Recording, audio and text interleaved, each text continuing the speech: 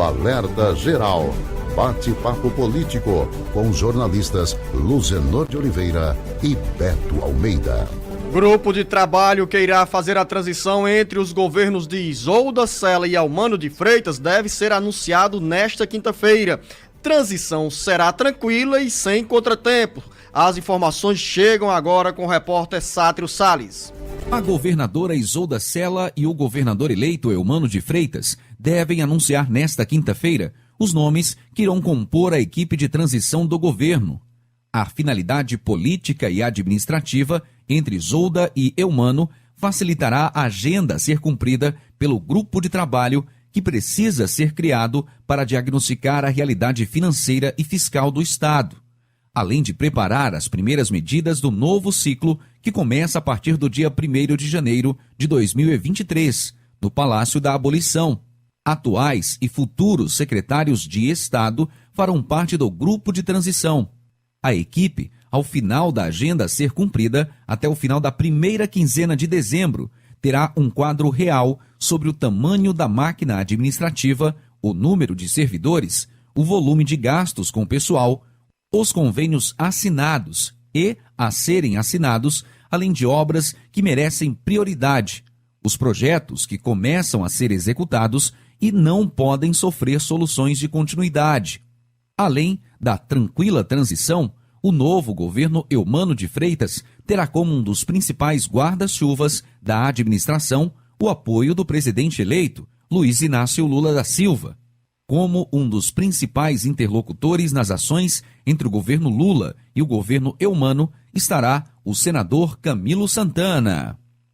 Com informações dos bastidores políticos, Sátiro Salles. Sem embaraços, nem contratempos e muito menos conflito político. Essa será uma transição leve, suave, tranquila, embasada em dados técnicos e também administrativos de duas administrações, uma que está terminando e a outra que vai começar a partir do dia 1º de janeiro de 2022. Tranquilidade porque há uma sintonia estreita entre a governadora Isolda Sela, que está deixando o cargo no dia 31 de dezembro, e o governador eleito Eumano de Freitas. É fácil, tranquilo, se fazer uma transição nesse formato, sem os conflitos políticos, como acontecem em âmbito nacional.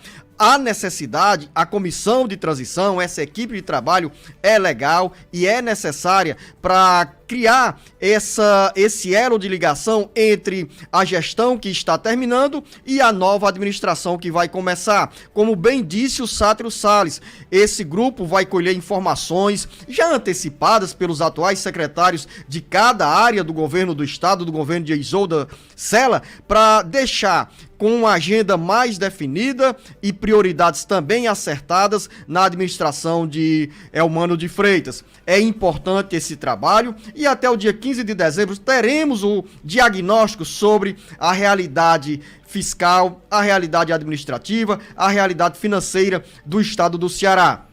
Essa comissão de transição vai colher essas informações sobre o tamanho da máquina do Estado, sobre o volume de recursos que é destinado hoje ao pagamento dos salários de servidores, aos encargos salariais, quais são as obras consideradas prioritárias e que não podem ser suspensas logo no início, porque geralmente quando há um início de administração, seja em termos municipais, estaduais ou no campo federal, sempre o governante pede pelo menos 90 dias para dar uma arrumada de casa e aí definir o que pode ser considerado prioritário em termos de obras. Claro, os serviços que são realizados pelo Estado do Ceará, a exemplo do que acontece com outros governos estaduais, não podem parar. São serviços na área da educação, da saúde, da manutenção da rede hospitalar, da manutenção das estradas e assim como também de outras áreas de atuação do Poder Público Estadual. Então, Marcos Furlan, é uma transição tranquila que começa já já e que será encerrada, naturalmente, antes do dia 20 de dezembro, a poucos dias de iniciado o novo ciclo administrativo no estado do Ceará. Jornalista Luzenor de Oliveira, apesar da tranquilidade aí, mas tem muito trabalho, né, Luzenor? Porque pelo tamanho da máquina administrativa, são muitos números e muitas ações que estão sendo realizadas. E como você bem expôs, não podem sofrer solução aí de continuidade. Agora tem ainda um componente aí nessa história, Luzenor, porque Isolda e Eumano são aliados. E no cenário nacional tem o presidente eleito, o Lula, como aliado também. Então tá tudo em casa, né? 2 pontos, Marcos Furlan, nessa sua abordagem. Primeiro ponto é que a máquina é grande.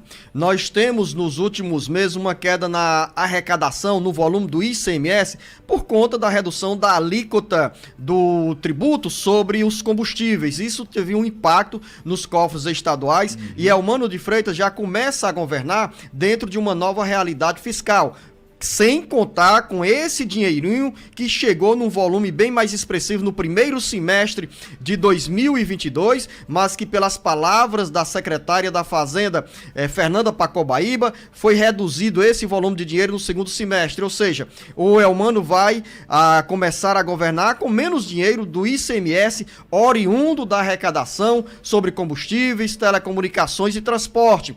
Mas há outro ponto também nesse aspecto que você observa, o tamanho da máquina. Eu já me antecipei aqui para falar que dentro da agenda dessa comissão de transição estão as ações, as informações de todas as áreas do estado do Ceará, justamente para o novo governador, para o governador eleito Eumano de Freitas, saber onde está pisando, o que precisa ser enxugado, o que precisa ser ampliado do ponto de vista da prestação de serviço do estado do Ceará. E além de tudo isso, outro aspecto importante que aí dá ainda mais tranquilidade para Isolda Sela, para Camilo Santana, eleito senador, para Eumano de Freitas. Você vai fazer uma transição, Marcos Furlan, e também vai começar uma nova administração, um mandato de 4 anos, com as bênçãos do Palácio do Planalto. O governador eleito Eumano de Freitas, o senador Camilo Santana, que toma posse no dia 1º de fevereiro de 2023, são 2 vozes sintonizadas com o PT, com o presidente eleito Luiz Inácio Lula da Silva, e Eumano fará um governo gerando muitas expectativas em relação à agenda a ser cumprida, em relação aos investimentos que precisam ser atraídos para garantir mais empregos, mais oportunidades de trabalho formal para o cearense e, ao mesmo tempo, como consequência de tudo isso, a melhoria das condições de vida por meio de uma renda melhor. Mas aí é uma tranquilidade, você governar, administrar um estado com o presidente da República aliado. Aqui nós tivemos declarações contundentes, tanto de Eumano de Freitas quanto de Camilo Santana, sobre a importância de ter um alinhamento com o governo federal. E nesse contexto, o governador, o ex-governador e senador eleito Camilo Santana sempre se queixou das dificuldades de administrar um estado tendo como oposição ou sendo de oposição ao governo federal, como aconteceu na gestão nos 4 anos de Camilo Santana, ou melhor, vou dizer 6 anos, né? Vou falar 6 anos, porque no finalzinho do primeiro mandato, na metade do primeiro mandato, Camilo também teve lá, não como oposição, mas dificuldades na relação com o governo do então presidente Michel Temer, que assumiu o cargo com a cassação, com o afastamento de Dilma Rousseff. Depois veio a eleição de 2018, com a vitória de Jair Bolsonaro. Entre 2019 e 2023, neste ano de 2022, porque o mandato termina no dia 31 de dezembro de 2022, nós tivemos o governo de Camilo Santana como oposição e um governo que sofreu as duras consequências por conta das divergências políticas com o Palácio do Planalto, com a administração do presidente Jair Bolsonaro. Jornalista Luzenor de Oliveira, agora saindo da transição administrativa aqui do estado para a transição entre os governos Bolsonaro e Lula. Aí, Luzenor, o negócio é um pouco diferente, né? Tem cara feia, tem nariz torcido, né?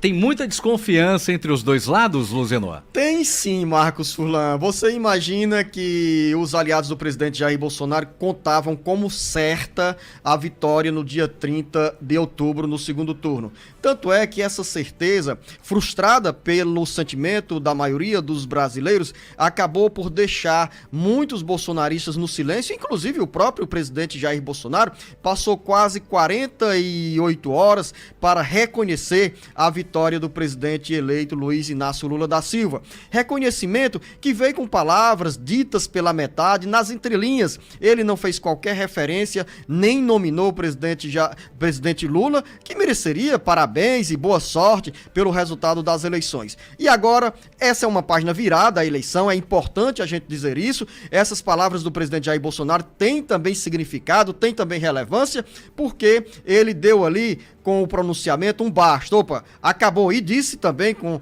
essas mesmas expressões para os ministros do Supremo Tribunal Federal que acabou. O mandato já está terminando, vem aí o novo governo e tem essa equipe de transição que começa a ser montada, já tem alguns nomes, inclusive a presença de um cearense, o deputado federal José Nobre Guimarães, outros nomes poderão compor também, e nessa pauta da comissão de transição, a ser comandada pelo vice-presidente eleito Geraldo Alckmin, tem muitos desafios pela frente, e tem sim, Marcos Furlan, tem cara feia, tem boa disposição de um ou outro lado, tem nariz torcido, quando se busca as informações necessárias para o início de um novo governo. Mas eu vou deixar para o Beto Almeida também matar a sede aqui com as informações, porque daqui a pouco ele chega com informações sobre a montagem da equipe de transição entre os governos do presidente Bolsonaro e do presidente eleito Luiz Inácio Lula da Silva. São muitas informações de bastidores e assuntos que interessam a você, ouvinte internauta, como também a pauta do Supremo Tribunal Federal sobre o piso salarial dos profissionais da enfermagem. Jornalista Beto Almeida, venha chegando. A você, ouvinte internauta, em 1 minuto, de volta aqui com Beto Almeida com mais informações e o Marcos Furlan.